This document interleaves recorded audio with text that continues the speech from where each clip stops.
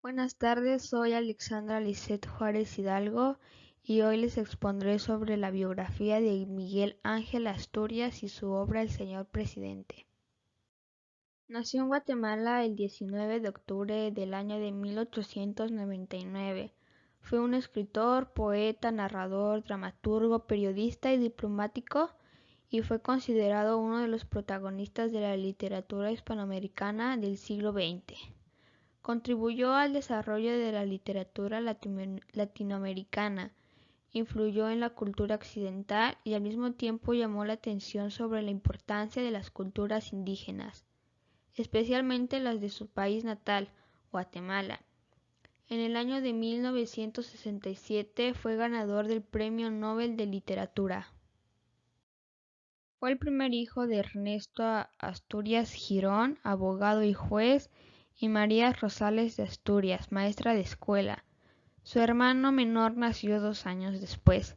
El padre de Asturias se opuso a la dictadura del presidente Manuel Estrada Cabrera, quien había llegado al poder en febrero de 1898, lo cual provocó que perdiera su empleo y se fueran a vivir a la granja de sus abuelos en Salamá. Fue aquí donde Asturias, a los 6 años de edad, por primera vez entró en contacto con la población indígena de Guatemala, su niñera Lola Reyes. Lola Reyes era una joven indígena que le contaba historias, mitos y leyendas de su cultura, que más tarde tendrían una gran influencia en algunas de sus obras. Cuando Asturias tenía 9 años, regresaron con su familia a Guatemala, donde continuó sus estudios. Durante la época de bachillerato realizó el primer borrador de una historia que más adelante se convertiría en la novela El Señor Presidente. En 1923 obtuvo el título de abogado. En 1930 publicó su primer libro de leyendas de Guatemala y tiempo después fue expulsado de su país durante 8 años y vivió en exilio en Buenos Aires, Argentina. En 1966 fue devuelta su ciudadanía guatemalteca y pasó sus últimos años en Madrid, donde murió de cáncer en 1974. Sus principales obras fueron Leyes de Guatemala, El Señor Presidente, Hombre de Maíz, Viento Fuerte, El Papa Verde, Los Ojos Enterrados, El Alajadito, Mulata de Tal y Viernes de Dolores.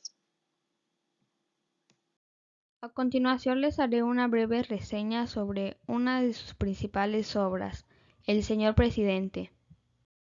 La novela comienza en un lugar conocido como el Portal del Señor, donde indigentes y mendigos pasaban la noche. Los pordioseros se arrastraban por las cocinas. Un mendigo llamado el Pelele es molestado por el coronel José Parrales por la muerte de su madre. En tono de burla le gritaba la palabra madre. El Pelele se enoja y entierra sus dedos en los ojos matándolo. Los indigentes son interrogados y torturados para que acusen al general Eusebio Canales de haber matado al coronel José Parrales. Un indigente llamado El Mosco se negó a decir lo que le pedían y fue asesinado. Después del asesinato, el Pelele huyó por las calles intestinales estrechas y retorcidas de los suburbios de la ciudad. El Pelele es encontrado por un personaje llamado Cara de Ángel y un leñador y lo trasladaron a una localidad. Cara de Ángel le comenta al presidente, luego le manifiesta que ayude a Eusebio Canales a salir huyendo. Cara de Ángel se dirige a la casa de Chanel, en donde conoce a su hija Camila para pedirle ayuda a Lucio para irse. Durante la noche, Lucio y otro policía conocido como Genaro se encuentran en el portal asesinándolo con un disparo, comentando que estaba furioso. En un bar local, Cara de Ángel habla con Lucio Vázquez de sus planes de raptar a Camila Canales, hija del general.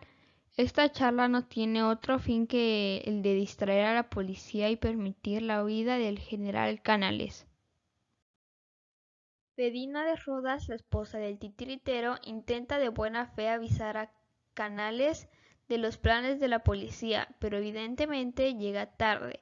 Se encuentra con el auditor, uno de los asesores del presidente, quien por hallarla en la casa de Canales la acusa de complicidad, por lo que es arrestada y posteriormente torturada, que incluye la muerte de su pequeño hijo.